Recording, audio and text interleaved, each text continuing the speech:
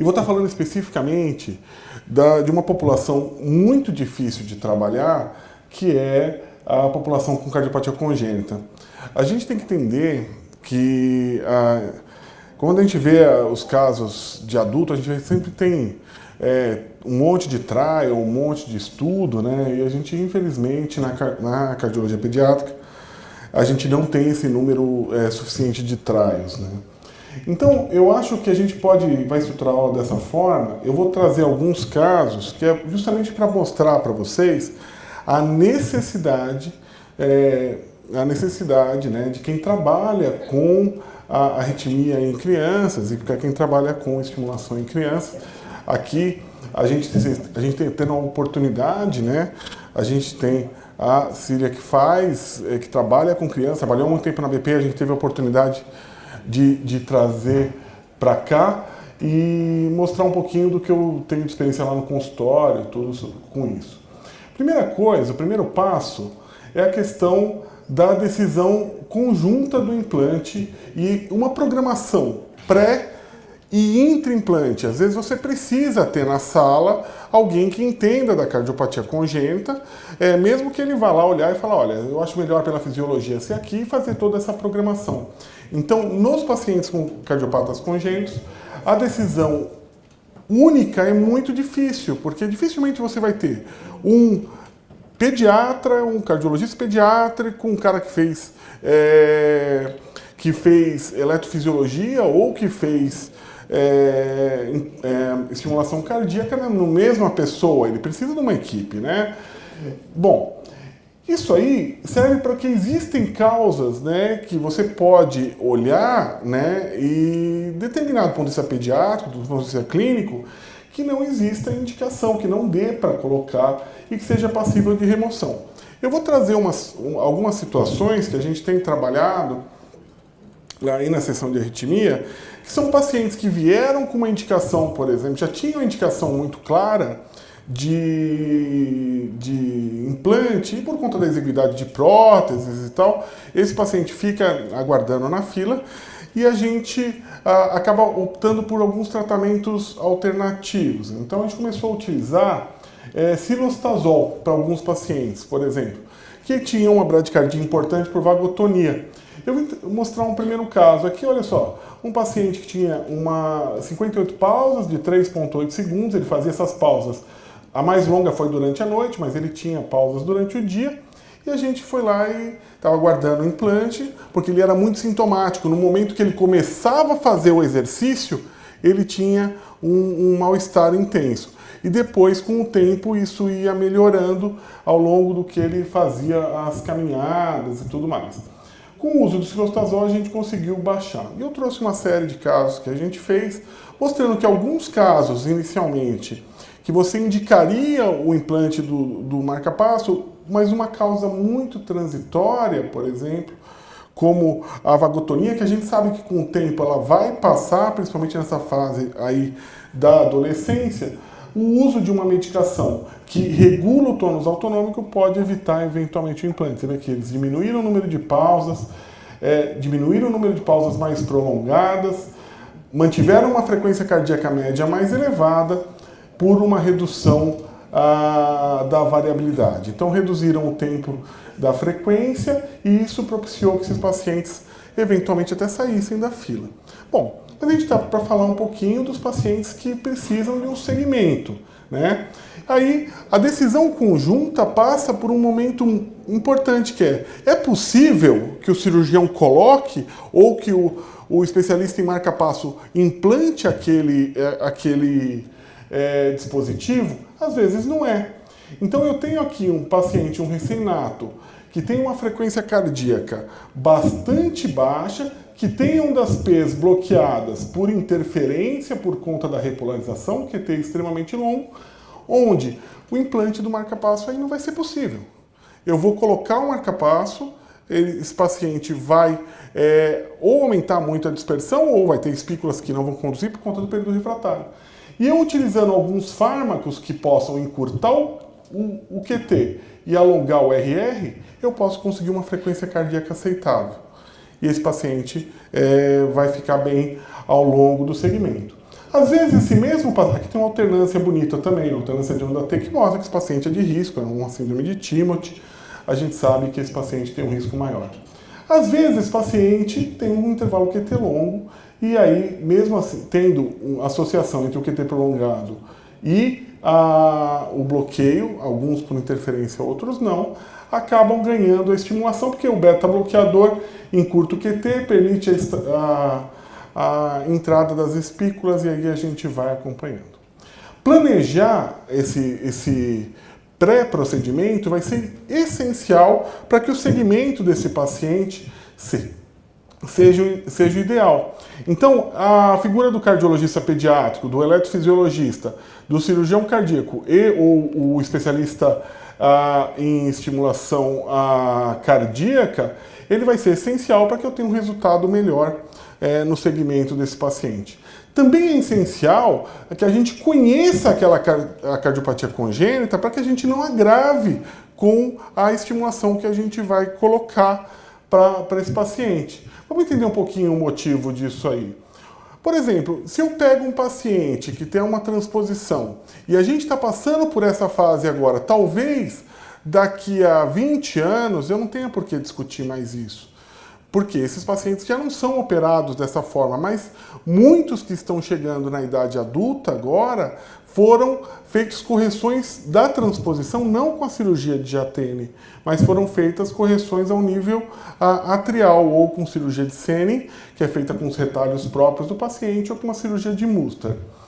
E muitas vezes a gente quer colocar o eletrodo, e se quer colocar o eletrodo, ele é um adulto, você não vai querer abrir novamente o peito, você quer utilizar por uma via endocavitária. Então, a gente tem que entender que a hora que a gente passar o eletrodo para cá, ele vai cair nesse ventrículo esquerdo. E esse ventrículo esquerdo é o ventrículo pulmonar. Então, ele vai gerar um distúrbio de condução pelo ramo direito, um bloqueio de ramo direito, e isso vai, ao longo do tempo, agravar a função do ventrículo direito, que está conectado com a aorta, que é o responsável pelo débito. Então acontece muitas vezes isso, quando você passa, o cabo atrial fica ligado no túnel e o cabo ventricular acaba caindo lá na parede livre do ventrículo esquerdo.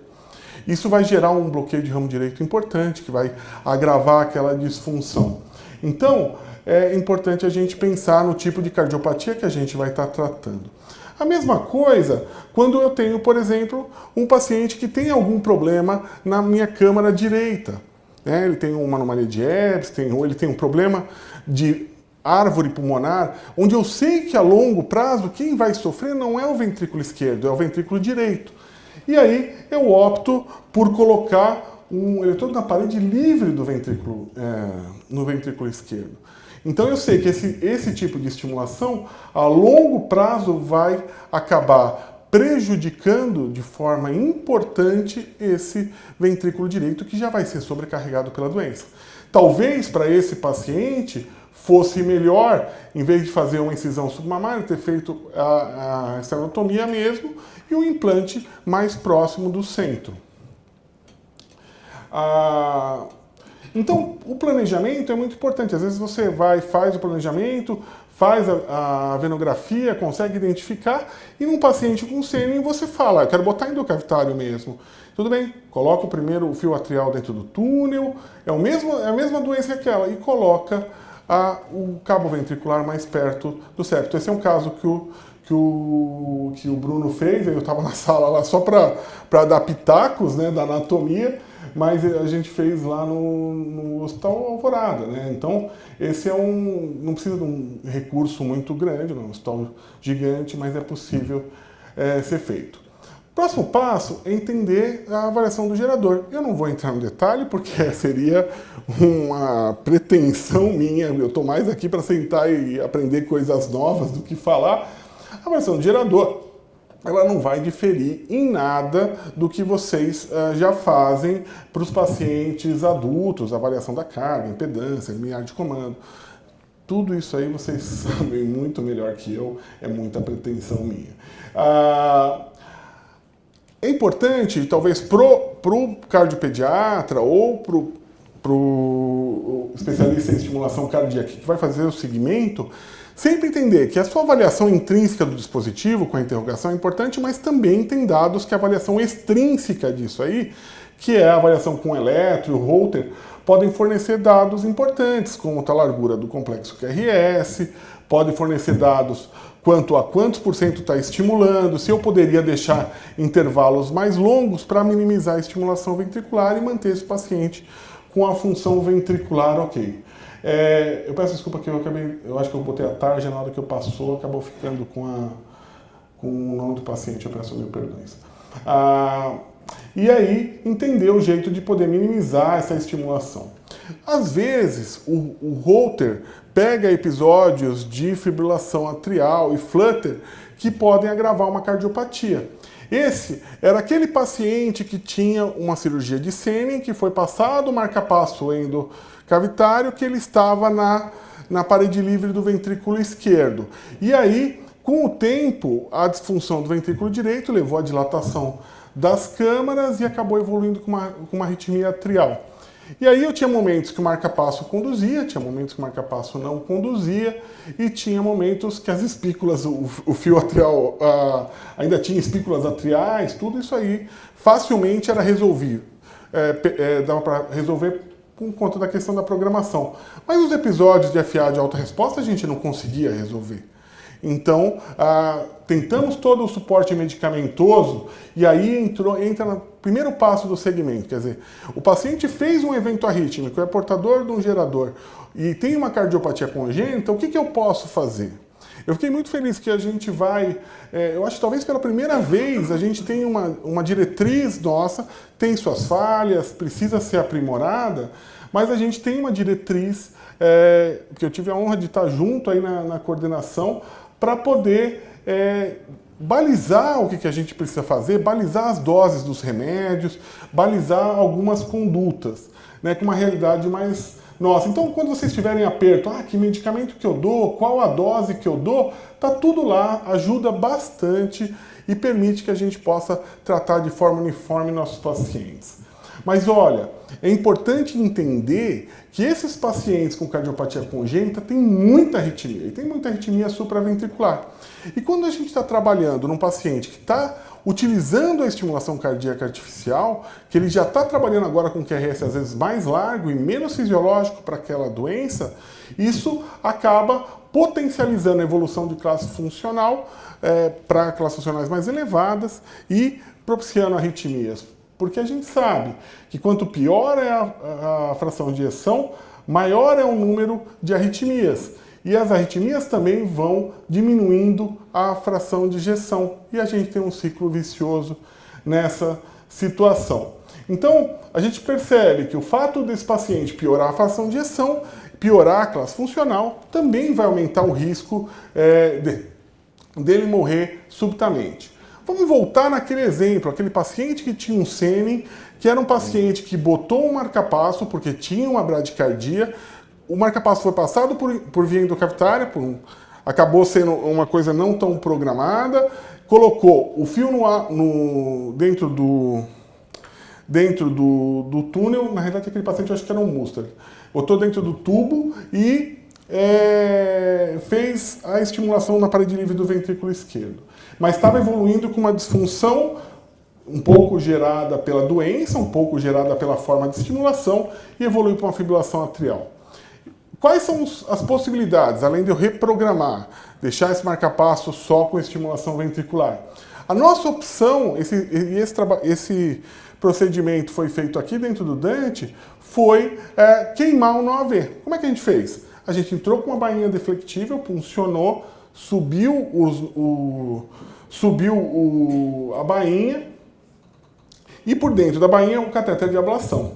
Com a bainha deflectiva a gente abordou o nó pela esquerda e aí fez a eliminação, né, do nó, e isso permitiu que a gente tivesse a frequência cardíaca mais controlada. E aí a gente observa aqui já o paciente com uma resposta ventricular controlada, estava bloqueado, estimulação ventricular preferencial. O que a gente preferia? Que esse paciente estivesse em ritmo sinusal, porque pelo menos ele ganharia o sincronismo átrio-ventricular. E baseado nisso, a gente começou a estudar, isso foi uma fase bem legal aqui, que a gente, na época que tinha um laboratório de anatomia, a gente ia, avaliava as peças, colocava os catéteres lá dentro para tentar estudar uma forma, entre aspas, abrasileirada, da gente fazer o procedimento sem precisar puncionar o túnel. A gente falou, bom, porque puncionar o túnel, a anatomia toda, ia ser um trabalhão. Então, a gente pegou um paciente que tinha um flutter, que tinha uma cirurgia de Senning na época. Eu estou usando o Senning porque é uma coisa que vai chegar nos adultos, é uma situação que precisa a gente entender um pouco melhor a questão da anatomia. A gente construiu todo o mapa do túnel e aí optamos por entrar por via retroaórtica.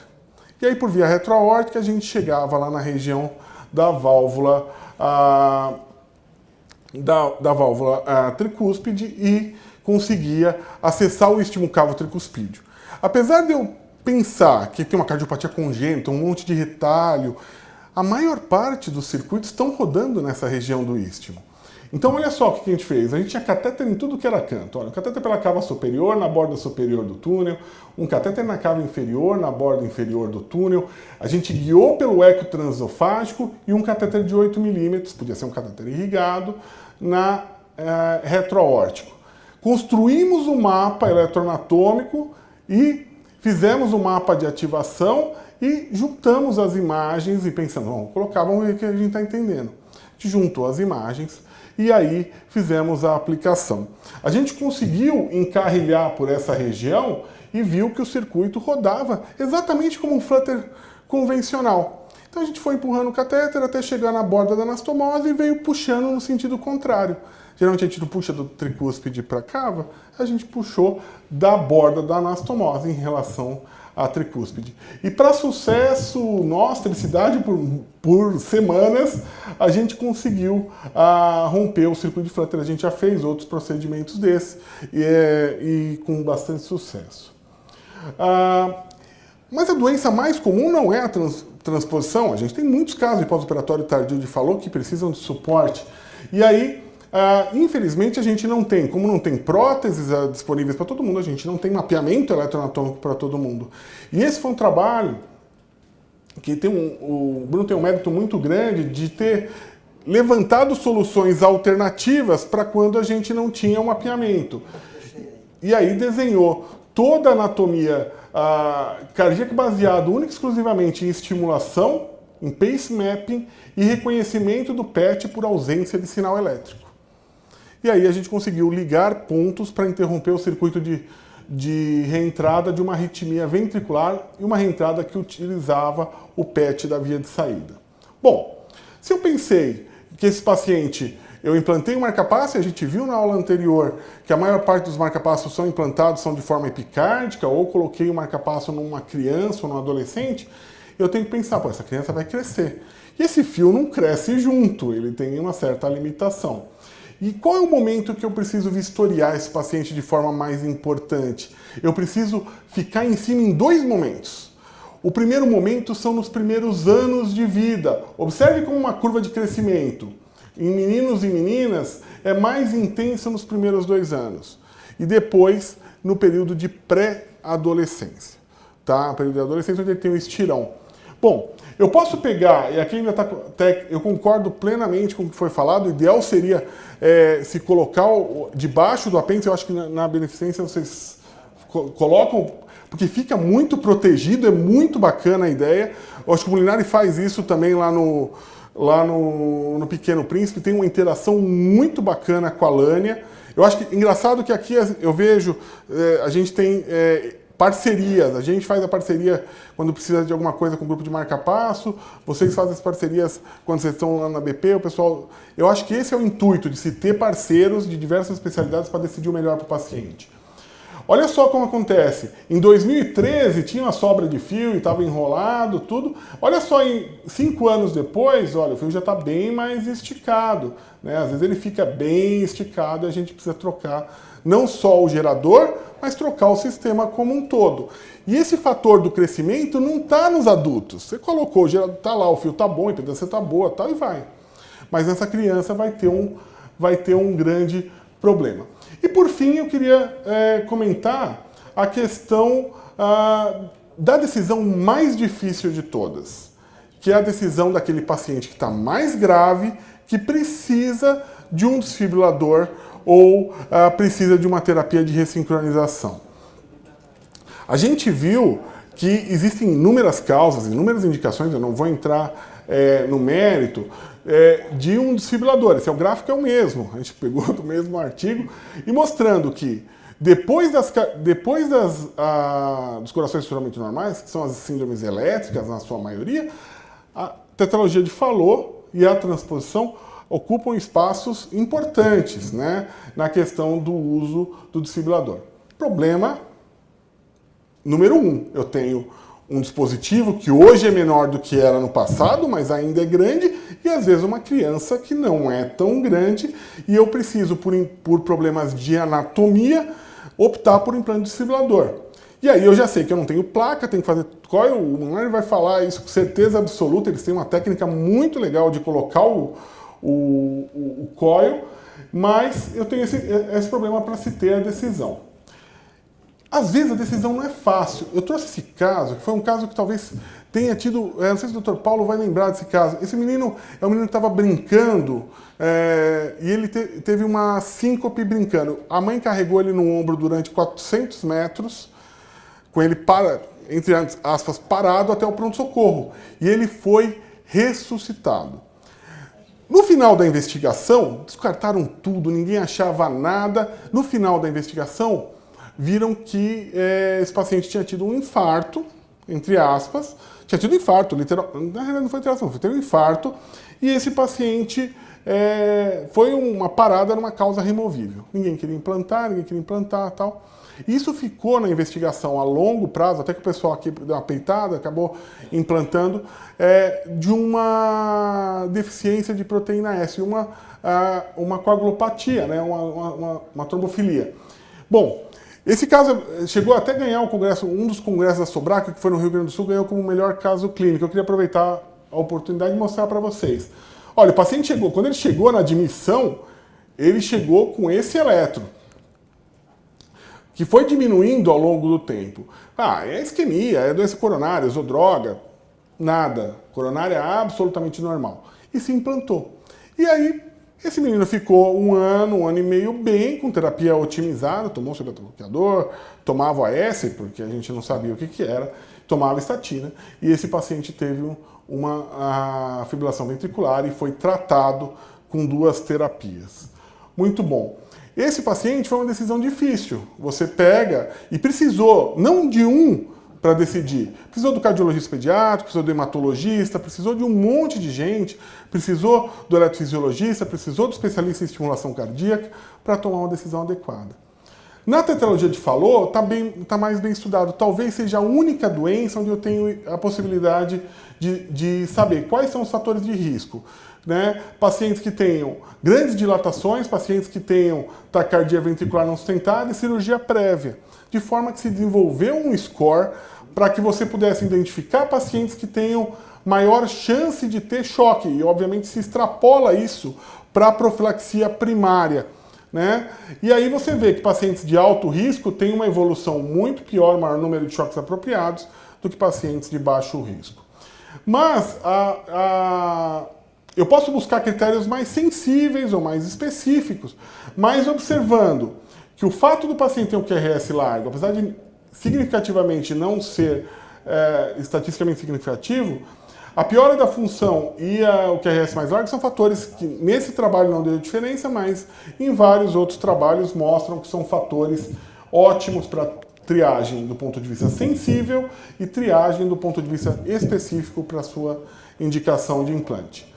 E eu queria, por último, agora, para encerrar, compartilhar um pouquinho da terapia de ressincronização. A evolução daquela indicação que foi colocada na aula anterior para esse paciente. Isso aqui é uma série de casos que a gente acompanhou, o Bruno e o Newton, pacientes que tinham terapia de ressincronização cardíaca como adjuvante no tratamento da insuficiência cardíaca em cardiopatias congênitas.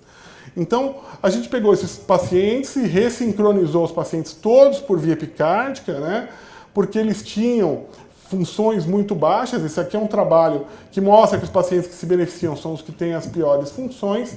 A gente otimizou a medicação em todos os pacientes. Metoprolol, dose máxima tolerada, IEC, BRA ou BRA, aldactone, diurético de alça, se necessário. E nesses 3 pacientes eu vou mostrar a evolução deles, que é uma coisa interessante. Que é justamente a gente expandir um pouco e não desistir no momento onde o paciente dilatou por conta da estimulação cardíaca ou da própria doença. Observe a gravidade dos 3 pacientes. Uma estenose aórtica crítica, que foi valvoplastia fetal, uma hipoplasia do coração esquerdo, que tentou uma correção biventricular, um ROSS, tinha uma válvula mecânica, e um ventrículo único no pós-operatório de um cavo pulmonar. Todos os pacientes tinham, além do QRS largo, além da disfunção, as indicações clássicas, a gente, para certificar nosso implante e a resposta, a gente avaliou a questão da desincronia. Todos os pacientes tinham uma desincronia. Apesar do adulto não precisar do ajuste do eco, na criança talvez o eco tenha o seu papel, porque ele vai poder ajustar aquele complexo QRS, aquele tipo de fisiologia cardíaca. A fração de ejeção era bastante baixa, vocês viram esse paciente 20% de fração de ejeção. Né? O marca-passo foi, o ressincronizador foi colocado por epicárdico, a gente colocou um eletrodo no ventrículo à direita e outro à esquerda, e aí a gente foi acertando, avaliando o VTI com o ajuste do ressincronizador, dos intervalos interventriculares. Ficou meio ruim, mas a gente consegue observar que houve já um aumento do... Deixa eu ver, tô passando. Aqui um exemplo com o ectoesofágico, o VTI pré-implante era de 13 e o VTI pós-implante era de 22. E esses pacientes foram melhorando ao longo do tempo. O QRS não necessariamente fica o mais estreito, mas ele fica o mais funcional para aquele paciente. E eu consigo, em todos os casos, uma melhora significativa do desempenho do meu ventrículo esquerdo. Eu consigo, com a estimulação cardíaca máxima, otimização do tratamento e ajuste com eco nesses pacientes, uma redução da área cardíaca. Se vocês observarem aqui, a área cardíaca está encostada no gradiente, o raio-x está bem centrado, e aqui eu já tenho um espaço com uma diminuição da área cardíaca. Esse não é o principal controle. O principal controle é ver a criança como ela estava e observar que ao longo do tempo ela pode ter uma vida absolutamente normal. Então, o que a gente precisa fazer? Usar esses métodos para alguns tipos específicos de doença. Não achar porque é uma cardiopatia congênita eu não posso fazer. Talvez eu não saiba fazer naquele momento porque não entendo mas eu preciso de ajuda, todo mundo precisa de ajuda. A gente vai, sem quem implanta, sem quem programa, eu não consigo fazer nada. Eu sempre falo para o Bruno isso, 0 à esquerda, eu vejo lá e penso, poxa, eu tento transportar para os intracavitários, mas eu apanho muito. Mas eu tenho alguém que faça, que é o importante, tem alguém que implante, que conheça a anatomia, tem um cardiologista pediátrico para poder ajudar essa interface e fazer o segmento desse paciente. A melhora é impressionante. Os pacientes estavam na fila de transplante, os 3 na fila de transplante. E com uma medida que vocês fazem, que tem condições técnicas de fazer, esses pacientes estão melhores. Muito obrigado pelo convite. Eu realmente estou muito honrado de estar aqui. Eu sempre gosto de estar em ambientes novos, fazer novos amigos. Muito obrigado mesmo pelo convite e pela atenção de vocês.